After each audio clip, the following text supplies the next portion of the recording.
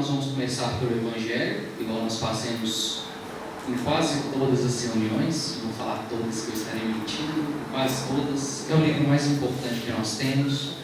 Ele deve ser estudado diariamente por cada um de nós, seja no Evangelho do culto no lar, ou seja antes de dormir, durante o dia. É importante, é um livro fundamental para quem quer se tornar cada vez mais espírita. Não é assim? Todos nós nascemos espíritas de um jeito ou de outro, e nós vamos nos aperfeiçoando, nos tornando cada vez mais espíritas, à medida que nós vamos progredindo moral e intelectualmente. Depois nós vamos estudar o livro Nosso Lar na segunda parte. Nós vamos estudar hoje 2 capítulos, tá? Eu achei por bem ler 2 capítulos hoje, porque são 2 capítulos que eles não têm tanta substância igual os anteriores. Então eu vou conseguir desenvolver um pouquinho mais com vocês, tá bom? Importante, pessoal, amanhã Festival de Sorvete, tá? Quem puder ir, vá, compareça.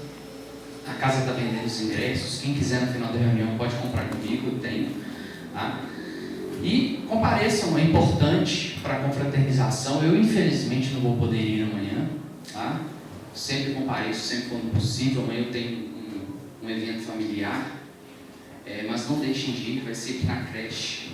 Quem não conhece a creche, subindo a avenida aqui, Petit, passou o primeiro cruzamento, vocês vão ver uma construção bem grande lá, é a creche, futura creche da Casa do Caminho, tá? Bom, vamos começar o nosso estudo. O capítulo de hoje: ninguém poderá ver o reino de Deus se não nascer de novo. Capítulo 4 do Evangelho segundo o Espiritismo. E, para mim, um dos capítulos mais importantes, porque fala da reencarnação, da lei de encarnação, que é um dos pilares fundamentais da nossa doutrina. Necessidade da encarnação, item 25 do capítulo 4. É um castigo à encarnação e somente os espíritos culpados estão sujeitos a sofrê-la? Uma pergunta bem peculiar, é uma pergunta que todos nós já fizemos em algum momento, porque quando nós olhamos para a vida, e na maioria das vezes quando ela se transforma em um mar de sofrimentos, muitas vezes nós fazemos esse questionamento: por que da vida se nós só sofremos? Isso é uma visão limitada que muitas vezes nós carregamos conosco, ou ignorância mesmo nossa, ou então por reflexão, por revolta. A maioria das vezes é carregada de revolta essa frase, e ela sempre vem à tona. E para o espírita, nós temos a explicação racional, que nos traz consolo, conforto e nos traz a justiça que vem junto com a explicação. A passagem dos espíritos pela vida corporal é necessária para que eles possam cumprir, por meio de uma ação material, os desígnios cuja execução Deus lhes confia. É-lhes necessária a bem deles, visto que a atividade que são obrigados a exercer lhes auxilia o desenvolvimento da inteligência.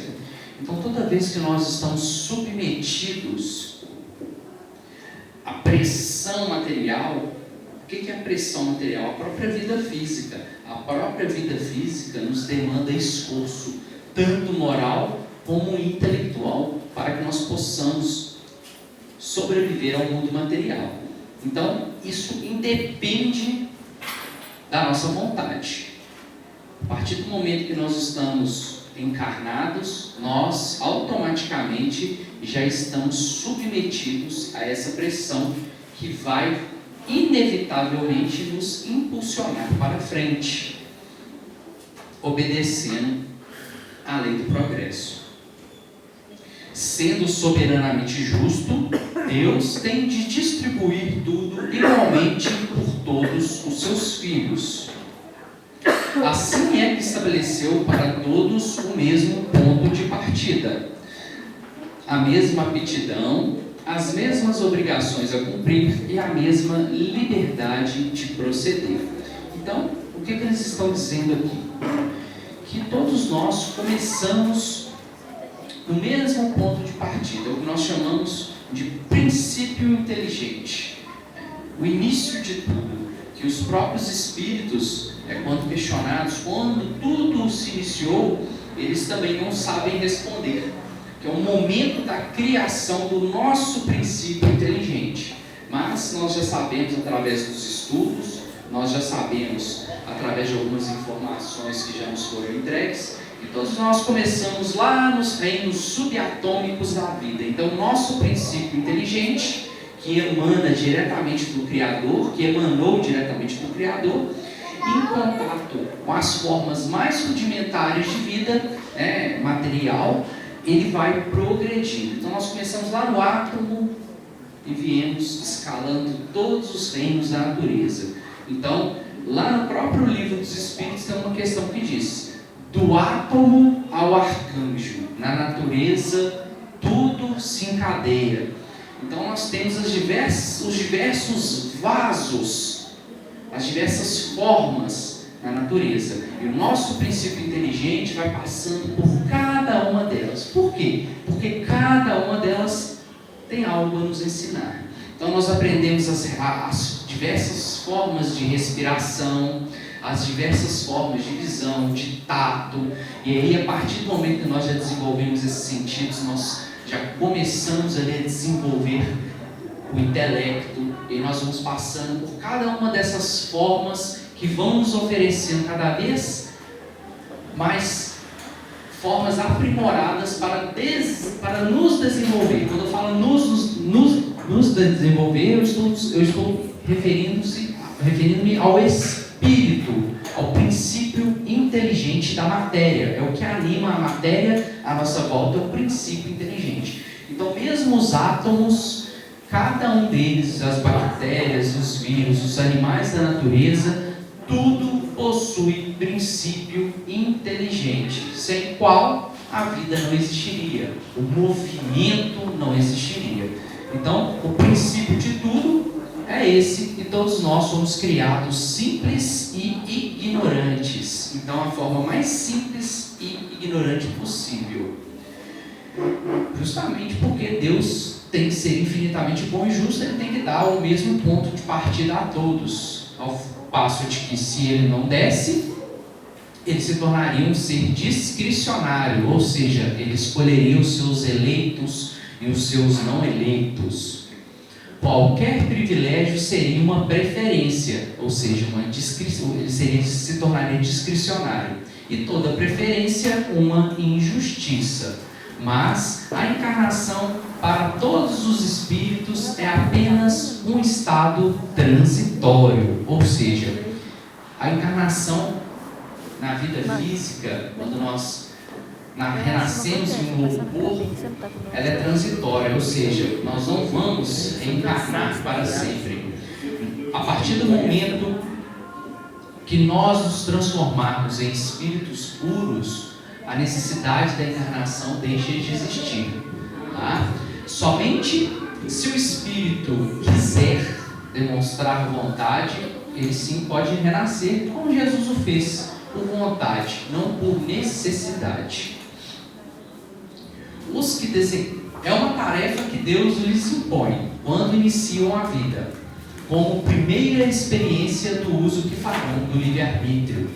Os que desempenham com zelo essa tarefa transpõem rapidamente e menos penosamente os primeiros graus de iniciação e mais cedo gozam do fruto de seus labores. Então, assim como o bom aluno, aquele que termina a tarefa primeiro se vê livre, desembaraçado da tarefa, e ele pode executar outras tarefas ou mesmo se divertir. Já o mau aluno, ele precisa muitas vezes de repetir, demanda mais tempo. Então é basicamente isso que ele está falando aqui. Quem mais cedo compreende a mecânica divina da vida, mais rápido alcança a pureza do espírito. Alcançada a pureza do espírito, então cessa-se a evolução de forma nenhuma. A evolução, ela é infinita, ela não tem solução de continuidade. Ela vai infinitamente, até porque é impossível nós alcançarmos a perfeição divina. Então nós vamos sempre buscar tangenciá-la. E quanto mais o espírito renasce, mais próximo ele fica dessa perfeição. Por isso que Jesus diz que ninguém poderá ver o reino de Deus se não nascer de novo. Então o reino de Deus, ele está reservado aos puros de coração, e para nos tornarmos puros de coração, precisaremos renascer várias e várias vezes. Até porque todos vocês vão concordar comigo que apenas uma vida, e essa vida específica, é impossível ela fazer com que nos tornemos puros de coração. Muitas vezes a nossa vida, basicamente, ela quase que não depende de nós. Para muitas criaturas, elas são conduzidas praticamente pela força das coisas, né? A roda da vida material praticamente as empurra e elas quase que não têm poder de ação. Então, essas criaturas ali que estão obedecendo esses impulsos, seria injusto acreditar que apenas aquela vida poderia torná-las felizes ou desgraçadas conforme o proceder delas. Então, daí a justiça de Deus se fazendo através da encarnação, trocando as nossas posições e nos dando as mesmas oportunidades.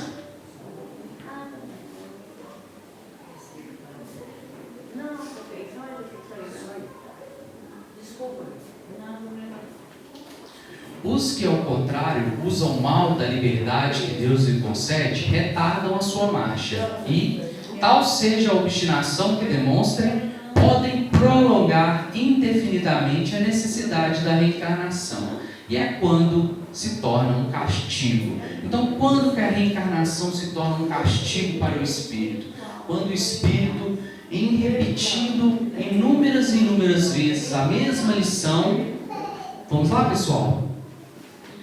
Em o espírito repetindo inúmeras e inúmeras vezes a mesma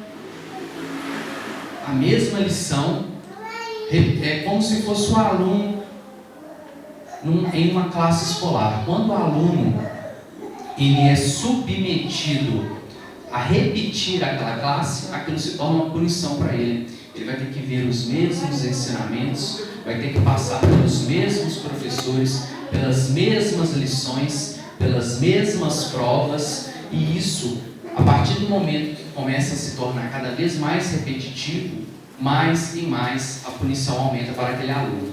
Então, a repetição da lição é uma punição em si mesma. Item 26.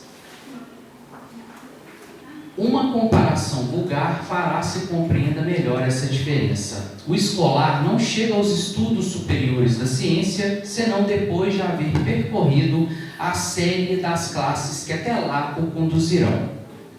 Essas classes, qualquer que seja o trabalho que exijam, são um meio de o estudante alcançar o fim, e não um castigo que se lhe inflige. Então, à medida que o estudante vai caminhando entre as classes, ele vai passando de ano, que é o que nós falamos comumente, aquilo para ele não é um castigo, ele está aprendendo e ele está avançando à medida que ele está adquirindo conhecimento.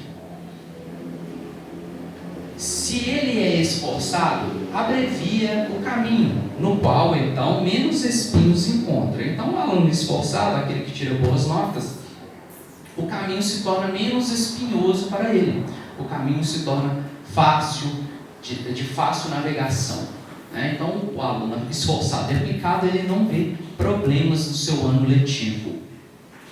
Outro tanto não se sucede àquele a quem a negligência e a preguiça obrigam a passar duplamente por certas classes. Então, passar duplamente por certas classes é o que nós chamamos de levar bomba ou repetir de ano. Foi o que eu disse anteriormente. Não é o trabalho da classe que constitui a punição.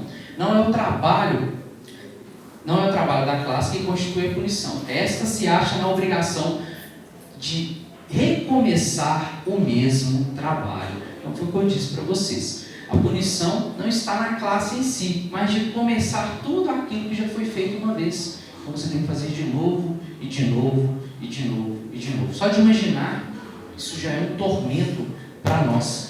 Todos nós que já passamos pela escola, e nós nos recordamos que quando chegava no final do ano ali, eu, por exemplo, eu não era um aluno muito aplicado, Eu ficava naquela ânsia, porque eu não sabia se eu ia ou não passar de ano. Eu estava sempre ali na tábua da beirada, como dizia minha mãe.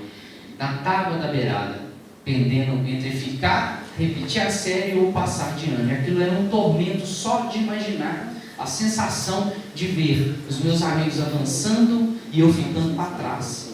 Ou então, só de imaginar de ter que repetir tudo aquilo que eu fiz ao longo do ano. Então, só de imaginar já se transformava em uma punição. Imagina ter que repetir de fato. Né? Então, a encarnação, ela se torna uma punição neste momento. Então, se você veio rico e você não aprendeu a usar a riqueza de forma adequada, você volta de novo, até que você aprenda. Né? Mesmo que for na miséria, para aprender a dar valor aos bens que Deus lhe legou. Então, se você vem com a visão e você faz mau uso dessa visão, nada impede que você venha sem ela em uma próxima existência, até que você aprenda a valorizar este talento que Deus lhe deu. E assim funciona para tudo na nossa vida, pessoal. Com família, com emprego, com o corpo, com tudo aquilo que Deus nos concedeu para vivermos aqui na esfera material. Então, se nós fazemos mau uso dessas ferramentas, ou nós vamos voltar sem elas, ou vamos tê-las em escassez, em dificuldade, e é justamente aí que se torna punição, por conta da nossa inobservância das leis divinas. Ou seja, é o aluno que não presta atenção na aula. O professor está ali falando e o aluno está conversando, está dormindo, está disperso, está fazendo outras coisas que não prestar atenção na aula. Então nós temos que ser bons alunos na escola da vida para que nós possamos avançar mais depressa. E Deus, como é o melhor professor de todos, Ele sempre, pessoal, vocês podem observar pela própria vida de vocês, Ele sempre vai lhe colocar os avisos em cada curva. Então, em cada curva que a vida de vocês fizerem, vai ter ali uma placa, bem antes avisando dessa curva. Né? Aquele que foi esperto e conseguir perceber os sinais, vai conseguir fazer a curva sem sair pela tangente, ou seja, passar direto, cair no precipício com o carro. Então, você vai prestar atenção, vai saber que vem uma curva, vai conseguir fazê-la, vai conseguir executar essa curva com maestria. Agora, se você não prestar atenção nos sinais que a vida te dá, através das pessoas, dos acontecimentos, enfim, Deus tem infinitas ferramentas para nos alertar. Tanto através das leis que nós conhecemos através da ciência, como também através das leis espirituais, como através das pessoas ao nosso redor, dos acontecimentos em si, enfim, são infinitas as possibilidades de alerta. Então, além de nós termos toda a misericórdia de Deus ao nosso favor, Ele ainda está o tempo inteiro presente em nosso caminho, nos alertando de diversas formas. E esse alerta, pessoal, ele está bem distante do que nós entendemos como religião, não tem nada a ver. Esse alerta está para cada um dos seus filhos, religioso ou não, crente ou não. Todos os filhos são alertados constantemente. A gente pode pegar as analogias mais simples. Quando você está perto do fogo de uma panela quente, o calor ali está o tempo inteiro te alertando. Toma cuidado para você não colocar a mão na panela quente e queimar a sua mão. Ou seja, que dali é uma lei da física, uma lei de Deus, te alertando que é um perigo, que você pode se ferir se você ultrapassar determinados limites. Então, se você aproximar demais sua mão ali do fogo, você vai vir a se queimar, sofrendo retaliação da própria lei. Então, você vai sofrer queimaduras porque você não observou, você não tomou cuidado. Isso vale para cada um dos passos que nós damos aqui na vida física. Então, um bom aluno que dedica atenção aos alertas divinos consegue navegar melhor no mar da vida material. Assim acontece com o homem na terra. Para o espírito do selvagem, que está apenas no início da vida espiritual, a encarnação é o meio de ele desenvolver a sua inteligência. Contudo, para o homem esclarecido, em quem o senso moral se acha largamente desenvolvido e que é obrigado a percorrer de novo as etapas de uma vida corpórea cheia de angústias, quando já poderia ter chegado ao fim, é um castigo pela necessidade em que se vê de prolongar sua permanência em mundos inferiores e desgraçados. Quer ver um exemplo bem claro disso aqui, pessoal? Quem já leu Memórias de um Suicida, levanta a mão. Só o Eduardo, gente, estou acreditando. Vocês não leram Memórias de um Suicida da Ivone? Muito bem, Toninho. Até achei estranho isso. Não é possível que o Toninho leu. Bom, para quem não conhece, pessoal, Memórias de um Suicida é um livro fantástico, tá? Quem tem dificuldade de leitura, nós temos ele no YouTube em audiobook. Então você pode colocar lá no YouTube, você vai escutando uma pessoa lendo o livro para você, tá bom? Então não é desculpa de não ler, tá? O livro ele é grande, tá? E ele é um livro fantástico. Ele conta a história de um poeta português de nome Camilo, eu não me lembro o sobrenome dele. Eu sei que o nome dele é Camilo. Oi? Camilo Castelo Branco. E o Camilo Castelo Branco, ele era um homem inteligentíssimo, com desenvolvimento intelectual acima da média e também com um desenvolvimento moral acima da média. E infelizmente o Camilo, no final da vida dele, ele começou a se tornar cego, né? Então ele desenvolveu uma doença e ele começou a ficar cego. E por conta das circunstâncias da vida dele ali, que o livro explica bem detalhadamente, ele cometeu suicídio. Então, além dele não ter tido a capacidade de suportar a cegueira no final da sua existência, que poderia durar ali 2, 3, 4 anos, em comparação com uma vida de 80 anos, é quase nada. E ele cometeu esse ato último do suicídio, que eles denominam Vale dos Suicidas. Era uma localidade onde ele estava. Não é só um vale de suicidas que existem centenas deles espalhados por todo o mundo, até porque suicídios acontecem ao redor de todo o nosso planeta, infelizmente. Bom, e quando ele é resgatado, ele passa por todo aquele sofrimento, ele recebe a notícia que ele vai ter que nascer de novo. Só que antes dele nascer de novo, ele começa a ver as pessoas que ele conheceu lá nesse sítio umbralino, começando o processo de reencarnação. E ele tinha um amigo lá que assassinou a esposa e cometeu suicídio depois. E esse amigo, já no plano espiritual, ele já começava a se apresentar sem a mão, porque a mão que ele usou ali para golpear a esposa dele, ele inconscientemente ele apagou essa mão por vergonha, né? E ao apagar essa mão, quando ele veio a formatar um novo corpo ali no ventre da mãezinha dele, esse corpo estava mutilado, sem a mão. Então, observe, esse espírito cometeu este ato e ele estava sendo punido naquilo que ele praticou, repetindo a mesma lição, ou seja, a lição da reencarnação. Porém, agora ele vai repetir a mesma lição que ele não conseguiu fazer com maestria da última vez, sem a mão. Então imagine, você além de ter que repetir a mesma classe na escola, você ainda vai ter menos ferramentas para desenvolver o seu aprendizado. Então é como se o aluno perdesse todos os livros, os lápis, os cadernos e tivesse ali que passar de ano, ou seja, a lição ficou mais difícil ainda para ele. E é neste ponto que a encarnação começa a se tornar uma punição à inobservância da lei. Isso é Deus punindo ele de forma nenhuma. Deus criou as leis para que o universo não entre em colapso. Se não houvessem as leis universais, o universo, mesmo o universo material, ele entraria em colapso. O Sol iria engolir os planetas, então não existiria vida, os buracos negros consumiriam todas as galáxias do universo afora. Então existem leis que mantêm o equilíbrio das coisas. Então não é Deus punindo, é apenas a lei atuando para que as coisas não entrem em colapso. E nós, como nós estamos navegando dentro do Pai, nós estamos dentro de Deus, nele estamos e nele nos movimentamos, não é assim que Paulo disse?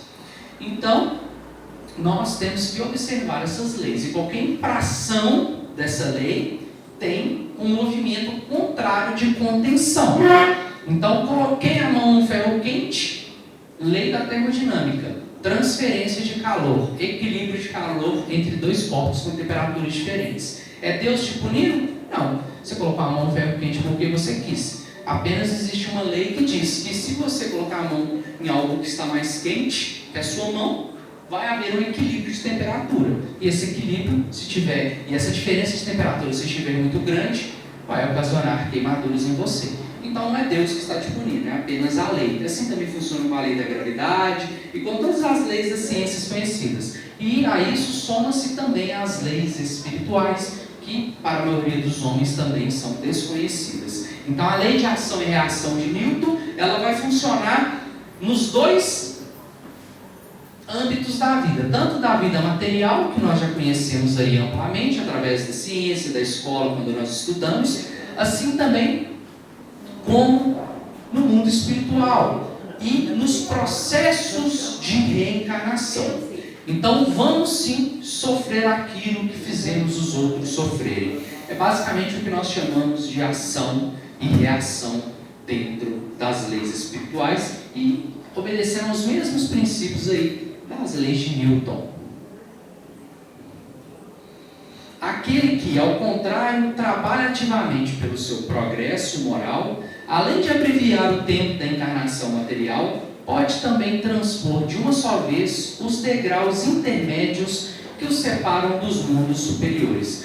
Então, para traduzir o que ele disse. Quem já viu aqueles alunos superdotados, com o menino com 6 anos vai para a universidade? Vocês já escutaram falando já? O menino tem 10 anos, está lá em Harvard. Ele não fez de uma das séries e já foi direto para a faculdade. Ou seja, ele era tão inteligente que ele pôde pular, não ter que passar por aquilo que ele já sabia repetidamente. Tá?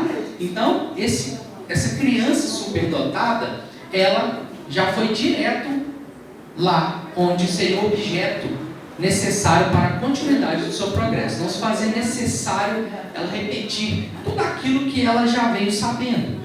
Nós sabemos que ela já veio sabendo por conta da própria lei de reencarnação, que foi um progresso adquirido anteriormente. Então é basicamente isso. Aquele que se esforça, ele pula esses degraus intermediários. Ele pode, de uma vez, sair da primeira série lá para a 8ª série, não tendo que passar por essas séries intermediárias. Por quê? Porque todo o conhecimento daquelas séries intermediárias ele já detém. Não poderiam os espíritos encarnar uma única vez em determinado globo e preencher em esferas diferentes suas diferentes existências? Semelhante modo de ver só seria admissível se, na Terra, todos os homens estivessem exatamente no mesmo nível intelectual e moral. As diferenças que há entre eles, desde o selvagem ao homem civilizado, mostram quais os degraus que têm de subir. A encarnação, aliás, precisa ter um fim útil. Ora, qual seria o das encarnações efêmeras das crianças que morrem em tenra idade? Então, qual é o objetivo daquela criança que morre ali com um mês, com um dia de nascimento? Teriam sofrido sem proveito para si, nem para outra. Deus, cujas leis todas são soberanamente sábias, nada faz de inútil. Pela reencarnação no mesmo globo, quis ele que os mesmos espíritos, pondo novamente em contato, tivessem ensejo de reparar seus danos recíprocos.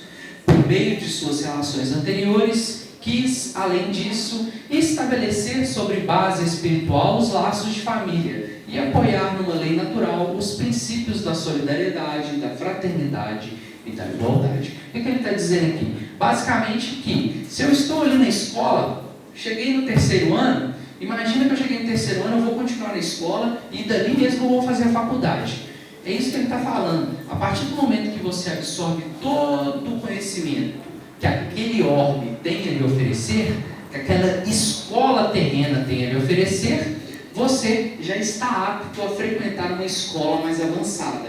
E assim também acontece nas nossas escolas. O aluno chegado ao termo ali do ensino médio, ele é convidado a se retirar para seguir outros caminhos, porque o que aquela escola tinha para lhe oferecer já lhe ofereceu. Ele já foi premiado com a formatura. A formatura nada mais é que um papel que diz: tudo que a gente ensinou, você aprendeu o mínimo suficiente para seguir o seu caminho. Então, a partir dali, ele vai frequentar uma nova escola, a universidade, o trabalho, enfim, aí vai de cada um.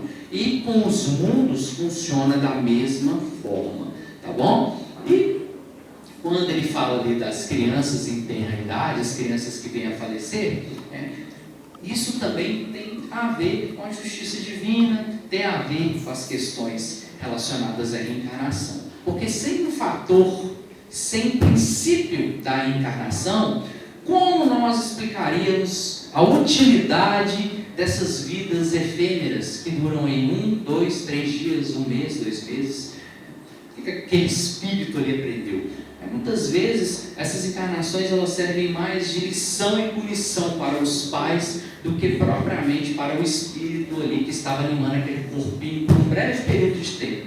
O espírito ali que animou aquele corpinho, muitas vezes ele está ali muito mais em prol dos pais, ou não também, pode ser uma punição para o espírito, do que propriamente para ele, para a evolução dele, porque quase nada ali ele aprende.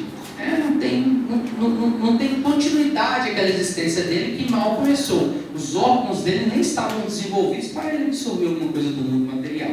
Então essas encarnações curtas e efêmeras, elas têm mais relação com os pais do que propriamente com o espírito ali que estava animando aquele corpo. E é isso, exatamente isso aqui que ele cita, mostrando que essas encarnações elas têm que ter uma explicação, ou seja, tem que ter um fim útil. No universo não existe nada, absolutamente nada de inutilidade. Não existe nada que Deus faça que seja inútil. Ao passo de que, se Ele fizesse coisas inúteis, Ele se tornaria imperfeito. Justamente por isso, nada no universo pode ser inútil. Se nós não conseguimos enxergar utilidade nas coisas, devemos admitir que nós somos ignorantes. Que nós não sabemos o que de fato aquilo quer dizer, mas acreditando em Deus e sabendo que Ele é perfeitamente bom, justo, infinitamente, tem todas as capacidades, todos os potenciais elevados ao grau máximo, nós sabemos que há sim uma explicação para aquilo ali. E a encarnação, a lei de encarnação, ela resolve aí, basicamente 99% dos nossos problemas. Bom, pessoal, este capítulo ele é importante, a leitura dele, assim como os demais, né? Capítulo 4, não deixem de ler, tá bom? Vocês podem ler eles separados, não tem nenhum problema, porque aqui não é um livro que você precisa de ler o anterior para saber o próximo. Eu gosto de ler o livro do Evangelho em sequência, porque, querendo ou não, tem um encadeamento lógico das ideias ali que Kardec colocou. Ele não colocou por acaso um capítulo depois do outro aleatoriamente, mas você pode buscar os capítulos separadamente sem nenhum prejuízo para o seu aprendizado, tá? Vamos aqui começar o estudo do livro Nosso Lar. Vamos fazer uma breve recapitulação aqui da semana passada. Hoje o capítulo que nós vamos ler é o Bônus Hora. Na semana passada, nós lemos o capítulo 21, que foi continuando a palestra. Basicamente, o que nós aprendemos aqui foi questões relacionadas ao esquecimento do passado e a questão da lei do ritmo. Quem lembra quando eu falei um pouquinho da lei do ritmo com vocês? O que a lei do ritmo, que a dona Laura muito bem traduziu para a gente, colocou esse nome, lei do ritmo, que são as encarnações sucessivas, os momentos que nós renascemos aqui no planeta obedecem uma lei que se chama lei do ritmo. E por que ela chamou de lei do ritmo? Eu dei um exemplo para vocês dos boletos que a gente tem, né? Cada um aqui tem as suas contas de água, de luz, cartão de crédito para pagar. E cada um de vocês tem uma data específica onde vencem esses boletos. Então, a conta de água de um vai vencer no dia 10, o outro no dia 15, o outro no dia 16, e assim por diante. E neste dia, você tem que estar ali preparado para pagar a conta, não é assim? Então, isso é a lei do ritmo financeiro de vocês. Então, a vida financeira de vocês obedece a um ritmo, que é ditado pelo vencimento das contas dos boletos de vocês. E essa lei do ritmo, ela funciona de forma análoga também nos processos reencarnatórios. Tá? Então, as nossas pendências reencarnatórias, que nós podemos traduzi-las como os nossos boletos, né? Então, todo mundo aqui está cheio de boleto reencarnatório para pagar. Né? Todo mundo tem. Você não sabe, mas está cheio de carnezinho guardado. Deus está só esperando o momento certo para enviar para você. Só que Ele é um Pai tão bom, que Ele tem uma gaveta. Tem gente que é um baú, né, gente? Mas Ele tem uma gavetinha que Ele coloca lá os boletinhos. E você terminou de pagar um boleto, Ele te manda outro.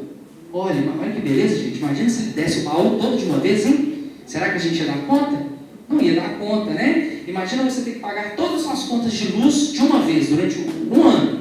Complicado, né, pessoal? Então Deus é tão bom que Ele coloca vencimento nas nossas contas, nos dá prazo para pagar e ainda tem moratória ainda. Olha que coisa maravilhosa. Deus é como se fosse um banco, né?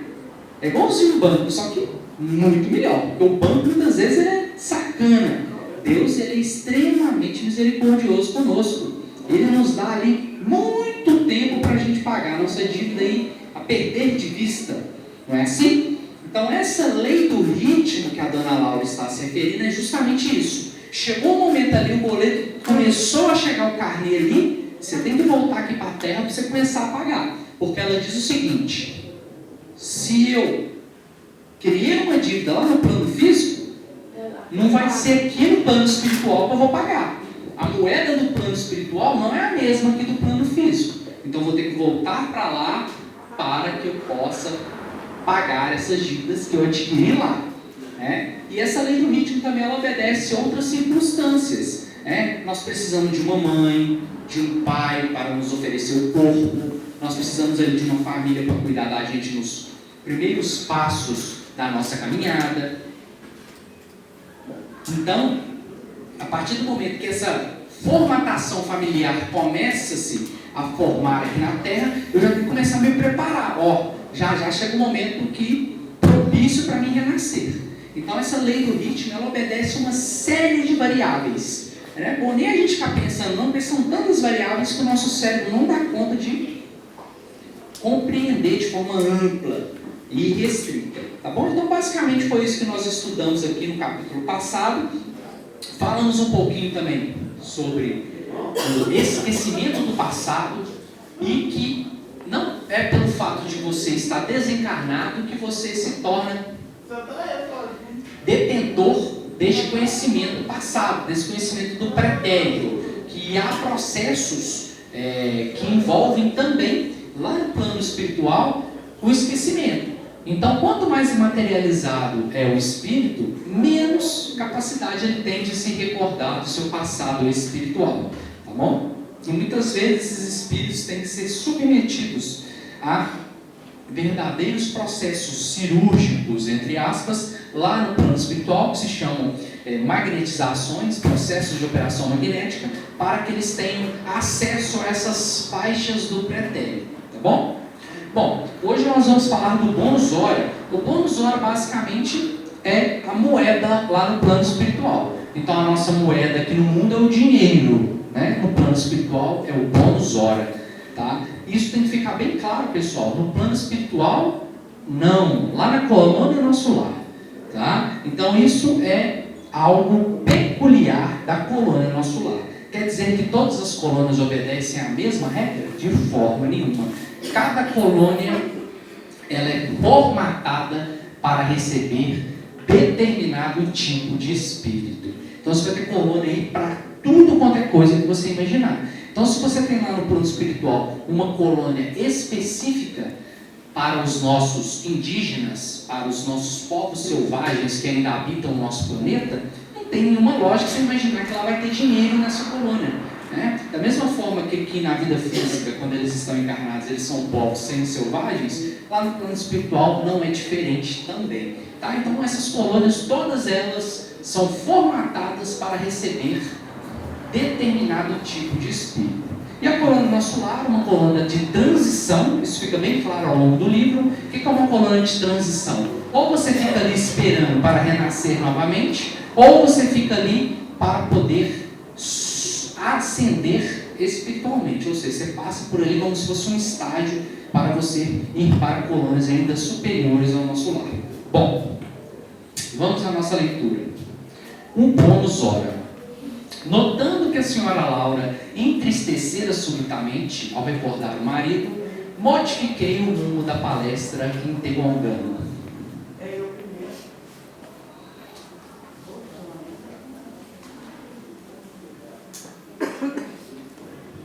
Que me diz do bônus hora? Trata-se de algum metal amoedado? Minha interlocutora perdeu o aspecto cismativo a que se recolhera e replicou atenciosa. Então aqui, só para a gente recordar, a dona Laura ficou levemente entristecida quando ela se relembrou, quando recordou do marido. Por quê? O marido dela já não estava mais na colônia Nosso Lar. Ele já tinha 3 anos que ele já tinha renascido aqui. Ele já tinha começado o seu processo reencarnatório. Então, basicamente, a gente devia ter 2 anos de vida. O seu corpinho novo tinha 2 anos de vida aqui. E isso deixou a dona Laura triste. Da mesma forma que nós ficamos tristes quando um parente nosso desencarna, lá no plano espiritual, quando alguém inicia o processo de reencarnação, os espíritos que lá se reúnem também se entristecem. Tá? E esse entristecimento, essa cisma, ela se acontece por vários motivos, não só pela questão da separação, mas também pela própria ansiedade que causa no espírito quando ele vê chegar o momento do seu renascimento aqui no planeta Terra. Como nós sabemos, não é fácil a vida aqui na Terra, não é uma vida fácil. Nós estamos sujeitos a muitas paixões, a muitos vícios. As nossas lutas não são fáceis, então isso tudo causa ansiedade no espírito. Por quê? Porque ele sabe que ele é imperfeito, que ele já errou muito e ele morre de medo ainda de cair nos mesmos erros do passado. E isso tudo causa uma certa ansiedade no espírito no momento da sua reencarnação. Então ele fica sempre assim: será que vai dar certo dessa vez? Será que não vai? Será que eu vou conseguir aproveitar ao máximo? Então é como se fosse um aluno ali chegando, iniciando o ano novo da escola, não é? Quando a gente vai ao primeiro dia de aula, tem aquela ansiedade, não tem? O filho da gente chora, não quer ir na aula, aquela coisa, né? Todo mundo aqui conhece o primeiro dia de aula, ou pelos filhos ou quando viveu isso. Tem uma ansiedade maior naquele momento. Então, aquele momento de iniciar, ele sempre é mais conturbado que o momento da partida, que muitas vezes ali tem mais alegria do que tristeza. Não é propriamente moeda, mas ficha de serviço individual, funcionando como valor aquisitivo. Então, o que ela quis dizer? Não é um dinheiro, você não anda com dinheiro no bolso lá no nosso lado, tipo assim, né? O dinheiro lá chama bônus horas, você está com um maço de bônus horas, não é assim que funciona. Lá existem fichas de trabalho individual, como se fosse a sua folha de ponto lá no seu serviço. E você tem sua folha de ponto lá, e ele tem horas trabalhadas. Então, aquelas horas se transformam em poder aquisitivo. É igual aqui, só que aqui o seu patrão transforma aquele bônus hora em dinheiro na sua conta.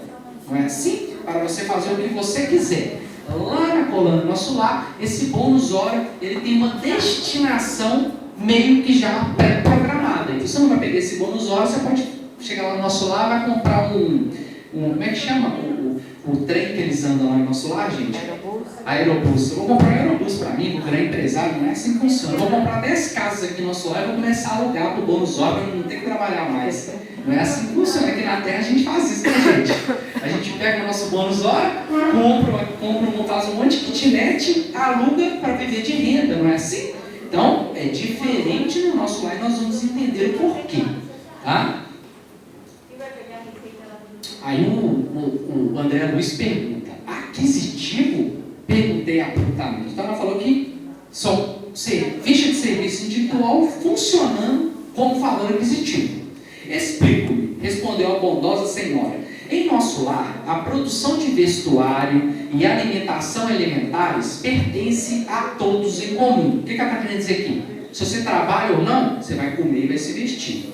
Não é assim? Aqui na Terra ainda não é assim. No futuro, daqui 100, 200 anos, eu acredito que vai ser assim. Né? Não vai existir mais miséria no mundo. Todo mundo vai ter um mínimo suficiente, garantido, A nossa própria lei já garante isso, né? Mas infelizmente ela não é cumprida, né? Por vários e vários motivos, até pelo fato dela ser utópica também, de certa forma, porque o nosso mundo ainda não tem condições muito mais relacionadas não às questões materiais, mas sim à questão moral do próprio homem. Materialmente falando, nós já temos aí tecnologia suficiente para atender 90% da demanda do homem, mas infelizmente, moralmente, nós ainda não atingimos esse mesmo patamar. E aqui ela continua. Há serviços centrais de distribuição na governadoria e departamentos do mesmo trabalho nos ministérios.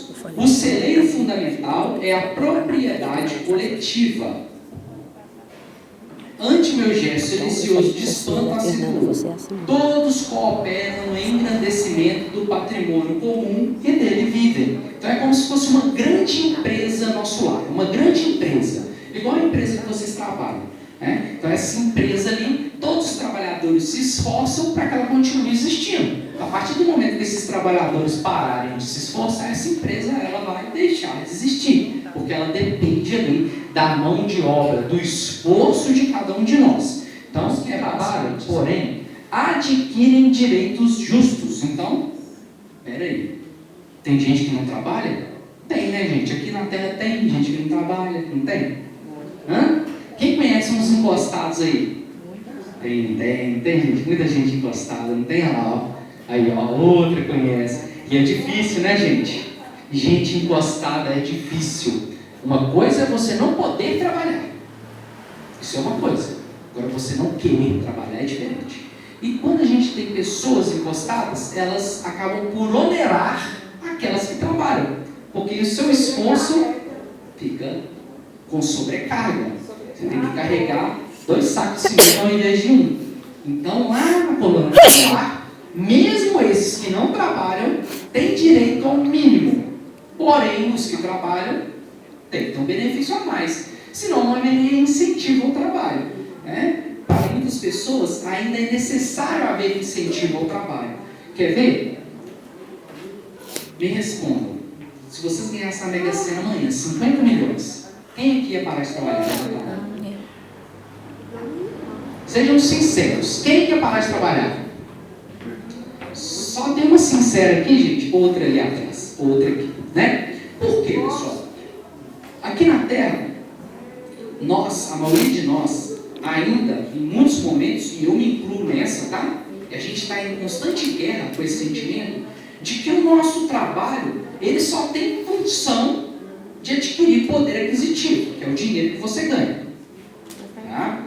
E nós temos uma dificuldade imensa de ver a função espiritual que o nosso trabalho tem na nossa vida. Eu, por exemplo, eu trabalho em banco, eu trabalho em uma agência bancária. Né? E se eu falar assim, não, você ganhar 50 milhões e você parar de trabalhar, a tentação é grande, viu, gente? Porque não é fácil, não. Quem aqui vai em banco sabe que não é fácil. Não é fácil, não. Porém, o meu trabalho, ele tem questões subjetivas a me oferecer. Quando eu falo a me oferecer, é o Luan espírito, tá, gente? Que estão além da questão material, que abastece o Luan, corpo que vocês estão vendo aqui.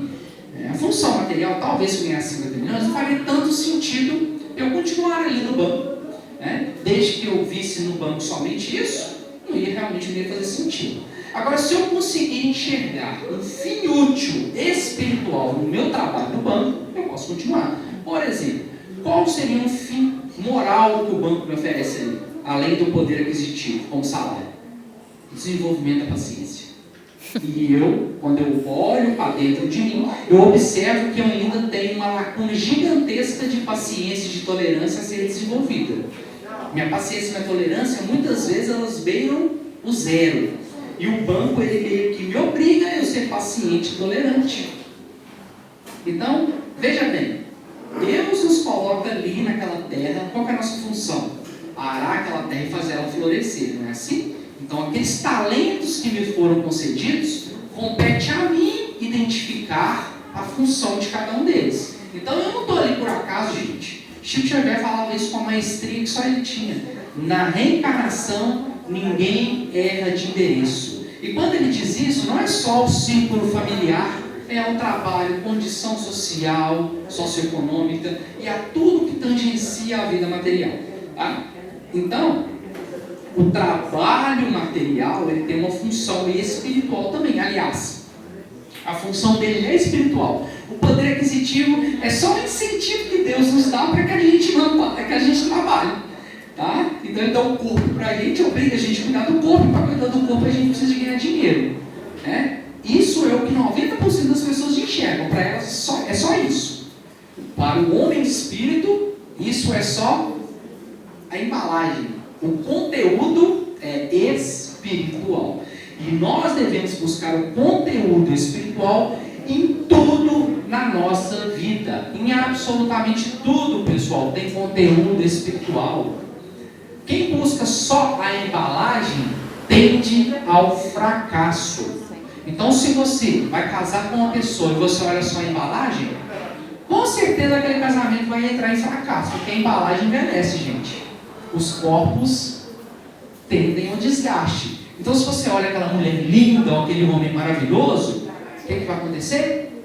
Com o passar dos anos, vai decair. E aí?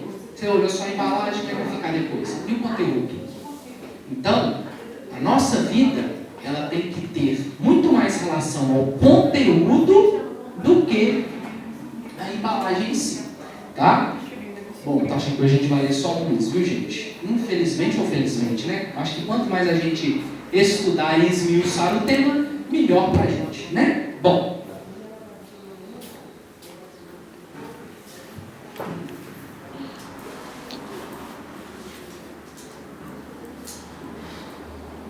Cada habitante de nosso lar recebe provisões de pão e roupa, no que se refere ao estritamente necessário. Mas os que se esforçam na obtenção do bônus hora conseguem certas prerrogativas na comunidade social. Então, todo mundo tem o básico. Quem se esforça tem algo a mais. O espírito que ainda não trabalha poderá ser abrigado aqui. No entanto, os que cooperam podem ter casa própria. Então, já tem um benefício aí. Aquele que trabalha pode ter casa própria. Aquele que não trabalha vai ser abrigado, mas não vai ter a casa própria dele. Né? Então já tem uma informação aí. O ocioso vestirá, sem dúvida, mas o operário dedicado vestirá o que melhor lhe pareça. Então, você vai vestir o que tiver ali sendo ofertado. Ao passo de que aquele que se esforça vai poder escolher a vestimenta dele. Percebem como que essa colônia ela ainda é bem material, pessoal? Necessidade de vestimenta, alimentação mais material, percebe? Né? Em planos superiores, não tem necessidade disso. O próprio Espírito consegue confeccionar sua roupa com a força do pensamento dele. Agora, aqui nessa colônia, como é uma colônia ainda que abriga a maioria de espíritos inferiores, esses espíritos não têm condições de confeccionar sua roupa, eles não têm condições de se alimentarem da luz solar, da respiração, eles precisam de uma substância ainda material. Então a vida aqui, substancialmente falando, ela ainda tem muito do que nós tínhamos, do que eles tinham aqui no planeta Terra quando estavam encarnados. Compreendeu? Os inativos podem permanecer nos campos de repouso ou nos parques de tratamento, favorecidos pela intercessão de amigos. Aqui na Terra, quem são esses amigos, pessoal? Um pai, uma mãe, uma avó, não é assim? Tem os encostados lá, não tem? O amigo deles é alguém que está sustentando. Vocês falaram aí que tem gente encostada, vocês conhecem? Quem que é o amigo deles? Quem sustenta eles? Tem alguém ali por trás, não é? Porque a roupa que eles vestem, a comida que eles comem, não cai do céu. Alguém tem que estar ali trabalhando para trazer isso para dentro de casa. Ou melhor, se esforçando para trazer isso para dentro de casa. Lá no plano espiritual funciona da mesma forma. São amigos intercedendo por eles. Ou seja, esses amigos eles estão ali pagando com a moeda deles em prol de outra pessoa. Lei da fraternidade também.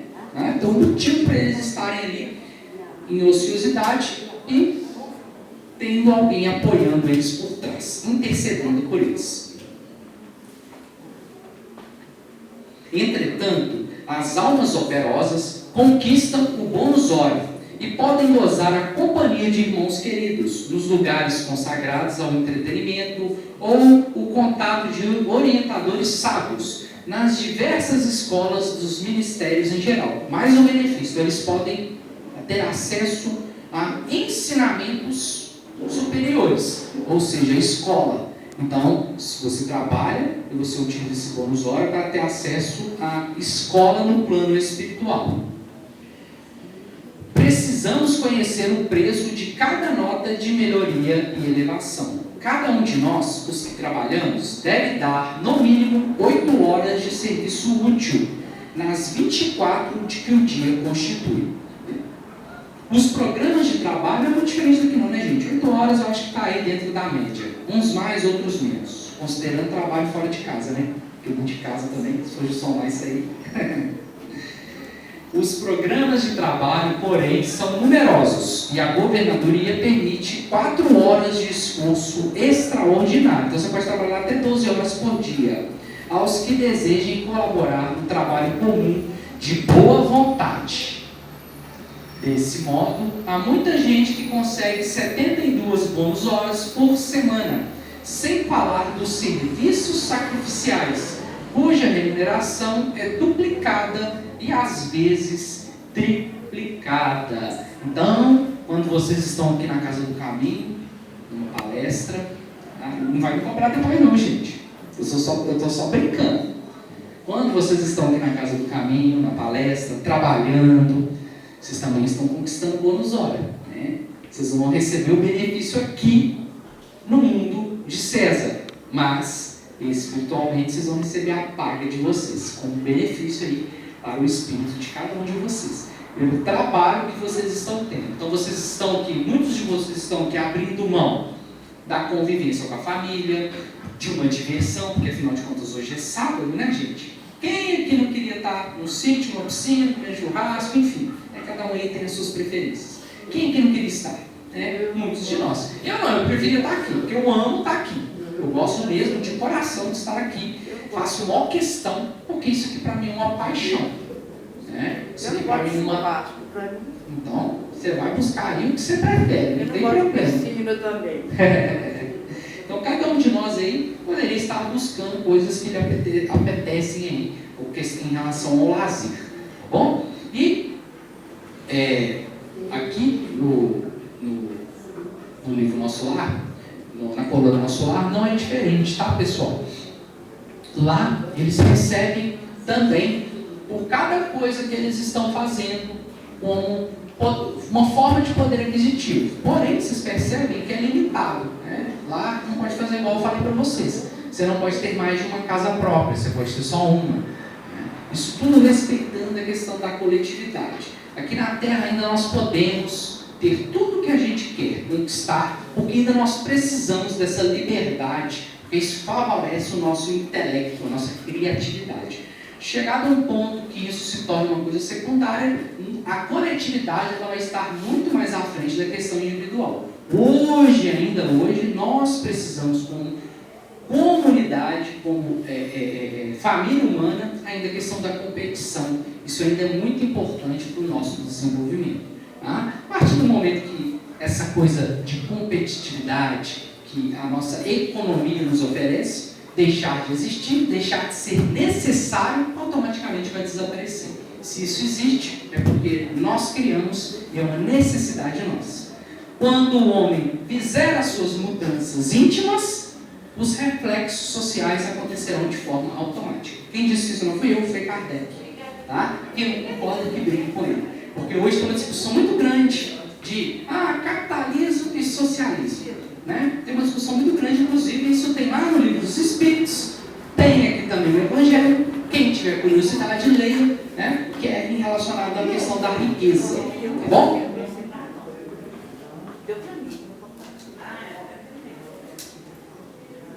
Então leiam, que lá tem a explicação fantástica, e não sou eu que vou falar para vocês, porque esse não é o nosso tema, e eu não vou entrar em polêmicas aqui no vídeo de hoje.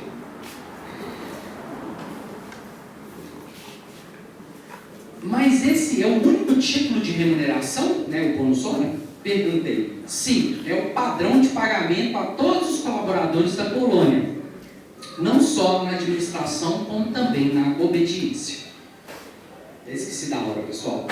Vamos fazer a nossa canção, a nossa prece de radiação, e a gente lembrando das organizações terrestres, indaguei espantado. Então o André Luiz estava fazendo analogia, né? O que tinha lá com o que ele presenciou na sua última reencarnação aqui. Todavia, como conciliar semelhante padrão com a natureza do serviço? O administrador ganhará 8 horas bônus de atividade normal do dia e o operário do transporte receberá a mesma coisa? O que ele está falando aqui, pessoal? Aqui na nossa vida material, isso é uma questão muito interessante que nós vamos entrar agora. Eu peço a atenção de vocês, tá? Aqui na Terra, seu chefe ganha mais que você, correto?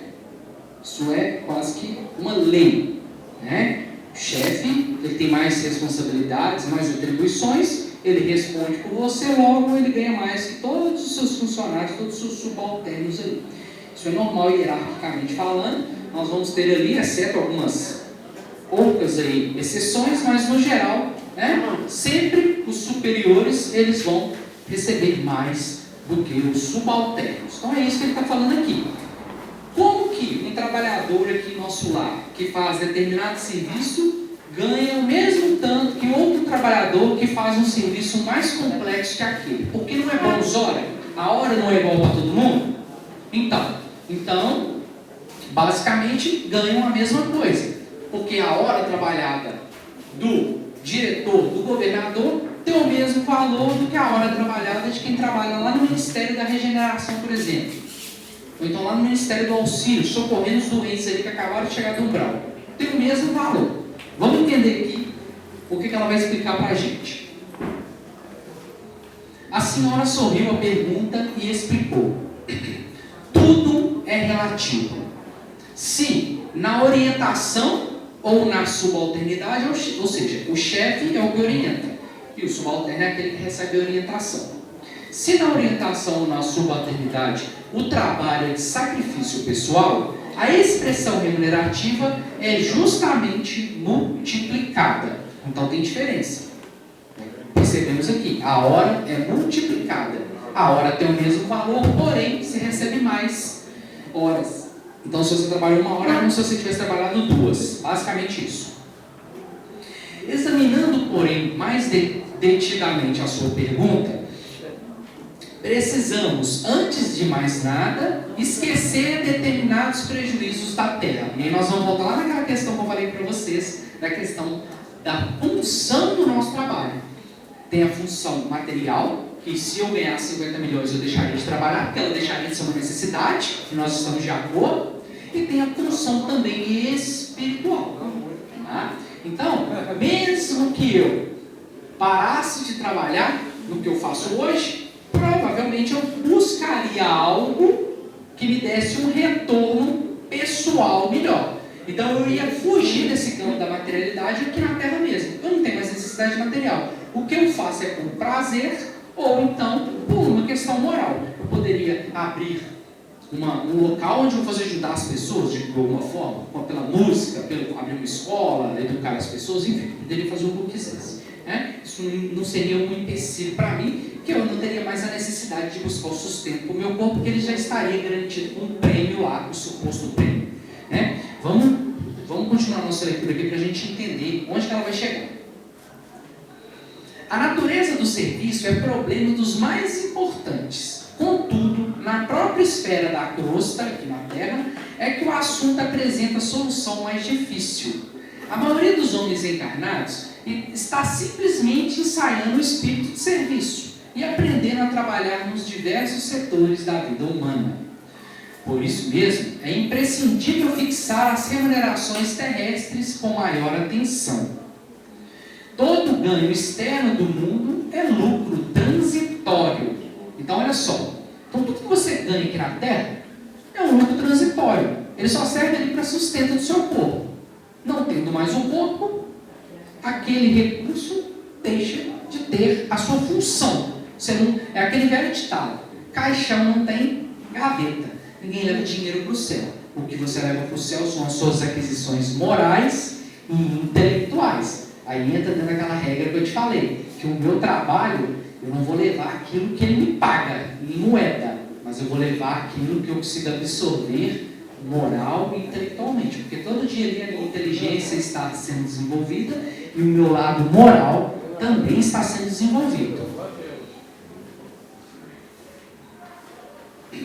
Vemos trabalhadores obcecados pela questão de ganhar, transmitindo fortunas vultuosas à inconsciência e à dissipação. Outros amontoam expressões bancárias que lhes servem de martírio pessoal e de ruína à família. E eu, pessoal, presencio muito isso lá no banco. Eu posso falar com vocês aqui com autoridade. Eu trabalho num banco de alta renda, então são pessoas que têm um poder aquisitivo maior. E quando os genitores estão lá vivos, frequentam a instituição lá, eles têm 90, 89 anos e aí chega um dia que eles partem, é normal. E a gente tem um famoso formal de partilha, que é o que a gente chama de herança. Enquanto os pais estão ali, naquela dificuldade danada, não podem nem ir no banco, estão indo no banco, eles não têm nem mais condição de ir no banco, porque já estão com várias limitações de ordem física, psicológica, não aparece um filho para ajudar. Tem casos que a gente liga para os filhos, falando que, olha, seu pai veio aqui hoje, ele não está bem, a gente pede que vocês venham para trazer uma procuração, uma curatela, para poder cuidar do dinheiro dele, que a gente está achando que está, né? É um trabalho que a gente faz. Agora, se a gente vai ser atendido, é outro papo. Agora, quando desencarna, o banco nem abriu, estão lá na porta já, querendo dinheiro. Isso acontece quase que de forma repetida lá onde eu trabalho. Isso é bem comum. E é muito triste, né, pessoal? Parece que a vida só tem valor depois que morre. Parece que a pessoa só tem valor depois que morre. Principalmente quando tem dinheiro no banco. E é isso que ela está falando aqui. Eu quis fazer esse parênteses, que é uma coisa que eu vivo, e eu achei interessante falar com vocês, e também uma lição moral para a gente, que honrar pai e mãe vai muito além de nos devotar respeito. Esse respeito, entre aspas, porque isso também é um desrespeito, isso que eu citei aqui. Então, nós temos que fazer muito mais pelos nossos pais do que simplesmente questões de aparência. Atender às questões de aparência. Por outro lado, é indispensável considerar que 70% dos administradores terrenos não pesam os deveres morais que lhes competem e que a mesma porcentagem pode ser adjudicada a quantos foram chamados à subordinação. Olha só para você ver, então ele fez crítica tanto aos administradores quanto aos subordinados. Não é assim? Então, lá na empresa de vocês, tem aquele colega de trabalho que ele trabalha 8 horas por dia. Mais de meia hora ele sai para fumar. Fica lá 15 minutos fumando. Será que ele está trabalhando as 8 horas por dia? Não está, né, gente? Vamos ser sinceros, não está. Vamos pegar outro exemplo? Chega atrasado e não paga a hora atrasada. Está cabulando o serviço, não está, gente? A diferença é que aqui basicamente na nossa vida física nós temos 2 tipos de trabalho, o trabalho público e o trabalho privado. O trabalho privado, normalmente a pessoa não dura muito tempo. O chefe percebeu, é demitido. Na esfera pública, eu já trabalhei, sou filho de 2 funcionários públicos, a coisa funciona de forma diferente, infelizmente. Lá, a questão da cabulação de serviço é pior ainda, porque lá as pessoas não podem ser demitidas, então muita gente se recusa ao trabalho. E está recebendo a moeda aqui. E a moeda espiritual, gente? Está ficando em dívida, tá? Eu vou falar para vocês. É uma dívida sofrida de pagar, viu, gente? Imagina que você renasceu aqui na Terra. Quando você renasce aqui, você tem lá um script quase que gigantesco de coisas a serem cumpridas. Tudo detalhado, tudo, absolutamente tudo. Até quantas horas você vai passar durante a sua vida comendo, tem lá. Aproximadamente, você vai passar ali X horas comendo, X horas dormindo, tudo ali. E você está comprometido a cumprir com X horas de trabalho. E aí tem um problema. Quando pega a sua folha de ponto lá com o seu patrão e compara com a folha de ponto do trabalho real, a conta não fecha. Você ficou devendo hora. Aí você foi para o plano espiritual devedor. Não trabalhou o que tinha que trabalhar, o que foi combinado antes de você renascer. Ou seja, você não deu a sua cota à comunidade. Porque o trabalho aqui, ele não só visa o retorno individual. O retorno individual ele acontece, mas ele também é uma contribuição coletiva. Cada um de vocês aqui tem uma função essencial na vida da comunidade. Então nós vamos ter os lixeiros. Vocês já viram, gente? Vocês já viram alguns países quando ficaram 4 meses? Vocês sabem o que acontece se ficarem, gente, 1 mês, 4 semanas sem ter lixo recolhido na porta da nossa casa? 2 meses. 3 meses. Em 3 meses, começa a ter surto de cólera, de leptospirose, de uma série de doenças que vocês não têm noção do que é. Tuberculose, uma série de doenças vão começar a aparecer. Então, olha a função social que nós temos nos nossos coletores. Então, nós temos lá o coletor. Então, cada um aqui tem uma função. Cada um de vocês tem uma função. Então, a contribuição de vocês não é só para o indivíduo, é também para a comunidade. E você não doou aquelas horas que estavam combinadas. Você volta para o plano espiritual devendo. Quando você renasce, o que acontece? Você tem que pagar aquelas horas que você ficou devendo na outra encarnação. Aí o que acontece com o sujeito? Ele vai ter que nascer num lugar onde ofereça para ele um trabalho de 15 horas por dia. Pessoal, trabalhar 15 horas por dia é desumano, não é? Mas quem ficou devendo foi quem? Foi ele lá. Então você acha que ele está trabalhando 15 horas por dia hoje por acaso? Na outra vida ele ficou encostado a vida inteira. Agora ele está trabalhando o dobro para pagar o dessa vida e o da outra. Esforço coletivo. Esse daí ninguém se escapa. Você tem que dar a sua oferta à coletividade. Você tem que se esforçar. Senão você vai ficar ali com os seus débitos guardados esperando o momento para você pagar. Tá? Isso é só um exemplo para vocês, pessoal. Isso vocês podem estender a todas as questões da vida de vocês. A tudo. As questões morais, as questões do relacionamento. Todo prejuízo que vocês trouxerem a alguém, ele tem que ser ressarcido. Todo prejuízo à coletividade, ele tem que ser ressarcido. Então, não vamos voltar para o plano espiritual no cheque especial, gente. Pelo amor de Deus, vamos voltar positivo, tá bom? Isso é importante. E cada um de vocês tem a atenção necessária dentro da vida de vocês, dentro da necessidade que a vida impõe e que a vida cria aí para vocês, tá? Vivem quase todos a confessar a ausência do impulso vocacional. Eu não nasci para isso. Pessoal, eu falo isso para todo mundo. A única profissão que a pessoa gosta do que faz é jogador de futebol. Do resto, você tem que aprender a gostar. Aprender a gostar. E aprender a gostar exige esforço. E isso não é só no emprego de vocês, gente. É no casamento, é com os filhos, é com os amigos, com os parentes. Você tem que aprender a gostar. E aprender a gostar, ele está muito mais relacionado a nós do que ao outro. Então eu tenho muito mais que me despir das minhas vaidades, do meu orgulho, da minha prepotência, do meu egoísmo, para que eu possa gostar do outro do que o contrário. Isso diz muito mais respeito em relação a mim do que ao outro, tá? Então tudo na vida é assim, tá bom? Então a questão vocacional, quando nós falamos, eu não nasci para isso, é de fato, né? Muitos de nós aqui temos um trabalho maçante, igual o meu trabalho é repetitivo, tem 15 anos que eu faço ele, todos os dias a mesma coisa. Isso é maçante, é difícil, mas você tem que aprender a gostar dele, porque senão todos os dias sua vida vão ser um inferno, um verdadeiro inferno, que você mesmo criou,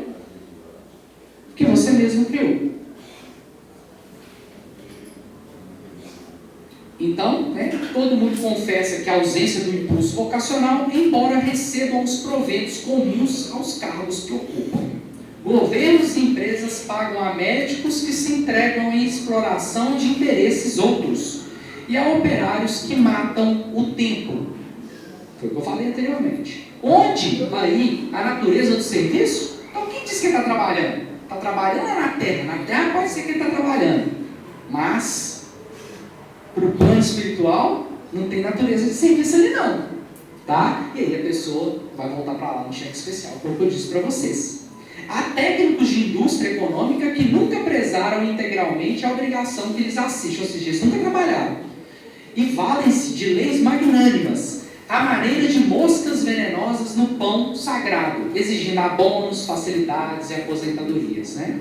A gente tem eu já conheci uns dois aqui que são funcionários, eu tenho uns dois conhecidos que são funcionários fantasmas de determinadas prefeituras aí. Funcionários fantasmas. Eu não tenho o menor pudor em falar que é fantasma. Isso é o quê? Prejuízo à coletividade. Tem punição aqui na Terra? Tem. É difícil pegar, né, gente? A gente sabe. Mas e lá no plano espiritual, gente? Os juros é altíssimo. Tá tudo registradinho lá, não tá? É o que os antigos dizem. Eles fazem uma síntese perfeita disso. Se o homem não vê, Deus está vendo. Deus está vendo. Deus está vendo tudo, gente. Está vendo absolutamente tudo. Aí não é Deus um velhinho sentado lá no trono, não, gente. O plano espiritual é extremamente organizado, tudo fica registrado. Vocês vão ver nos próximos livros, quando a gente vai estudando, vai chegar determinado livro lá, que o André Luiz ele tem contato com lâminas de luz, onde está ali registrado tudo que você fez na sua encarnação, cada hora que você gastou e com o que você gastou aquela hora. Suas 24 horas no dia, durante todos os anos da sua vida, cada minuto está registrado nessas folhas luminescentes. Quantas horas você trabalhou? Quantas horas você dedicou à fraternidade? Mas é fraternidade verdadeira, porque a mentirosa vai estar lá também registrada. Aquela que você deu para parar de encher o saco, aquele que você fez por obrigação, vai estar lá também. Vai estar tudo lá registrado. Tudo, absolutamente tudo, pessoal. Vai estar lá também registrado. Quantas horas de palestras vocês participaram? Quanto conteúdo espiritual vocês dedicaram a absorver? Isso tudo vai levar em conta. Tá? Quanto estudo vocês fizeram? Quanto trabalho no cargo que vocês ocupam aqui, vocês se dedicaram? Quanto bem vocês levaram para esse trabalho? Tudo está lá registrado. Não se engane. Tá?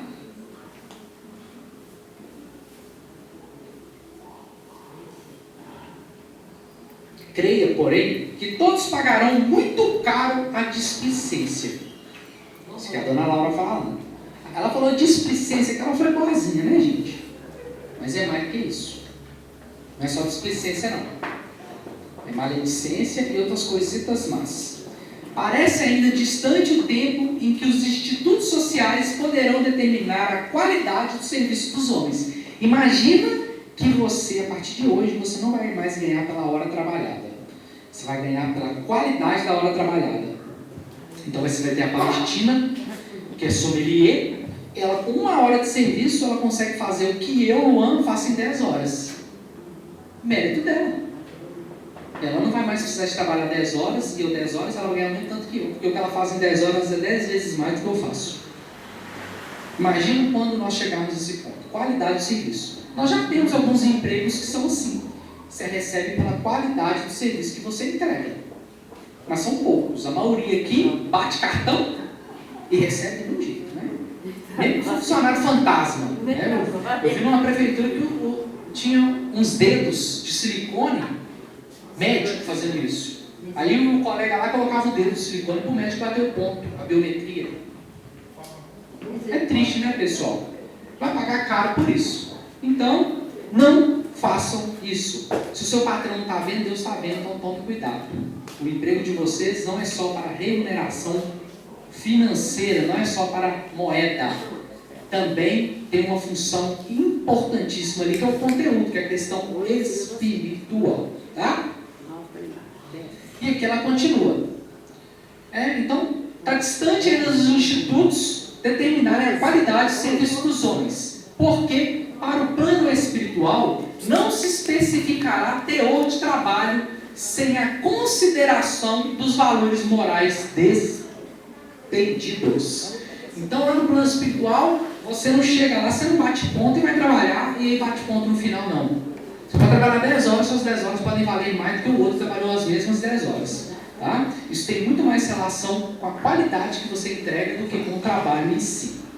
Essas palavras despertavam-me para concepções novas. Percebendo-me a sede de instrução, a interlocutora continuou. O verdadeiro ganho da criatura é de natureza espiritual. E o bônus hora em nossa organização modifica-se em valor substancial, segundo a natureza dos nossos serviços. No Ministério da Regeneração, temos o bônus hora regeneração. No Ministério do Esclarecimento, temos o bônus horas esclarecimento e assim por diante. Ou seja, cada ministério tem trabalhadores que se esforçam um pouco mais e eles ganham a mais por isso. É basicamente isso que ela está dizendo aqui. Ora, examinando o proveito espiritual, é razoável que a documentação de trabalho revele a essência do serviço. As aquisições fundamentais constituem-se de experiência, educação, enriquecimento e de bênçãos divinas, extensão de possibilidades. Então, o bônus hora, ele é 1% do pagamento deles.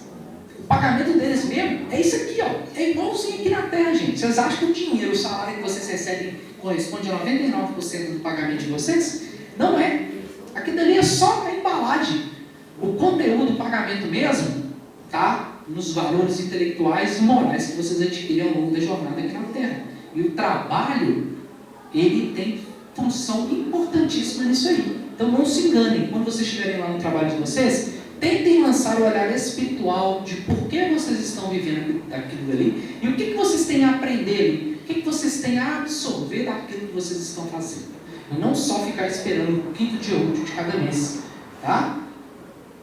Pensem nisso. Nesse prisma, os fatores de assiduidade e dedicação representam aqui quase tudo. Em geral, em nossa cidade de transição, mais uma vez aparecendo aqui. A maioria prepara-se com vistas à necessidade do regresso aos círculos carnais. Foi o que eu disse, ou você está ali esperando para renascer, ou para ascender a colônias superiores. Examinando esse princípio, é natural que um homem que empregou 5.000 horas em serviços regeneradores tenha efetuado esforço sublime em benefício de si mesmo. O que despendeu 6.000 horas de atividade no Ministério do Esclarecimento estará mais sábio. Poderemos gastar os bônus horas conquistados. Entretanto, é mais valioso ainda o registro individual da contagem de tempo de serviço útil do que nos confere direito a preciosos títulos. Então, o bônus hora ali é só um agradozinho. O importante mesmo são as aquisições individuais de cada um ao longo dessa jornada de trabalho. Semelhantes instruções interessavam-me profundamente. Poderemos, porém, gastar nosso bônus horas a favor de amigos? Indaguei curioso. Perfeitamente, disse ela. Poderemos repartir as bênçãos de nosso esforço com quem nos aprouver. Isto é direito inalienável do trabalhador fiel. Contam-se por milhares as pessoas favorecidas em nosso lar pela movimentação da amizade e do estímulo fraternal. A essa altura, a genitora de Lisa sorriu e observou. Quanto maior a contagem de nosso tempo de trabalho, maiores intercessões podemos fazer. Vocês lembram daquela senhorinha que foi conversar com o Clarencio, junto com o André Luiz, que ela queria ajuda para os filhos dela aqui? Aí o que o Clarencio perguntou? Mas você trabalhou, você fez alguma coisa para a coletividade? Para você pedir para a coletividade te ajudar? É isso aqui, ó. Intercessão por aqueles que nós amamos. Então, até para você pedir intercessão, quando você estiver lá, para quem está aqui embaixo, você tem que trabalhar. Tá? Por quê? Porque nós estamos ainda ensaiando o espírito de serviço. Então isso é uma escola. Né? Igual você faz com seu filho. Se você fizer lição de casa, eu te dou a sobremesa. É a mesma coisa. É a mesma coisa. São crianças espirituais. Compreendemos aqui que nada existe sem preço. E que para receber é indispensável dar alguma coisa. É o que a gente brinca aqui e fala que não tem almoço grátis, não é assim? É isso que ela está falando com outras palavras. Pedir e dispensar obséquios os portadores de títulos adequados, entendeu? Ou seja, só se você trabalhar muito, você vai poder pedir, mesmo realmente aí, intercessões. E o problema da herança, inquirir de repente, ou seja, quando eu volto para aqui para dentro, então eu morri lá e renasci aqui. Então, eu morri lá no plano espiritual, deixei uma herança lá. O que acontece com esse dinheiro? Não temos aqui demasiadas complicações, igual nós temos aqui na Terra. Respondeu a senhora Laura sorrindo. Vejamos, por exemplo, o meu caso. Aproxima-se o meu tempo de regresso aos planos da crosta. Tenho comigo 3.000 horas de bônus de auxílio no meu quadro de economia pessoal. Não posso negá-los à minha filha, que está a chegar, que está quase desencarnando, porque esses valores serão revertidos ao patrimônio comum, permanecendo minha família apenas com o direito de herança ao lar. No entanto, minha ficha de serviço autoriza-me a interceder por ela e preparar-lhe aqui trabalho e concurso amigo, assegurando-me igualmente o valioso auxílio das organizações de nossa coluna espiritual durante minha permanência nos círculos carnais. Então, o que ela pode fazer com esse recurso dela que vai voltar ali para a colônia? Ela pode preparar o terreno para a filha dela chegar. Ou seja, ela vai interceder para facilitar o regresso da filha dela. Então, olha que informação interessante. Nada diferente daqui na Terra, né? Então, vocês pais trabalham aí para quê? Quando seus filhos necessitarem do apoio de vocês, vocês estarem preparados para poder ajudá-los.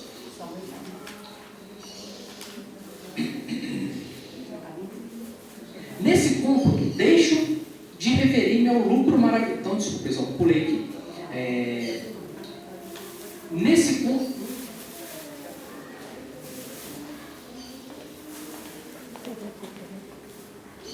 cômputo, deixo de referir-me ao lucro maravilhoso que adquiri no capítulo da experiência nos anos de cooperação do Ministério do Auxílio. Volto à terra investida de valores mais altos e demonstrando qualidades mais nobres de preparação ao êxito desejado. Ia prorromper em exclamações admirativas, referentes ao processo simples de ganhar, aproveitar, cooperar e servir, confrontando aquelas soluções com os princípios imperantes no planeta. Mas um brando burburinho aproximou-se da casa antes de poder emitir qualquer observação. A senhora Laura murmurou satisfeita. Nossos queridos estão de volta.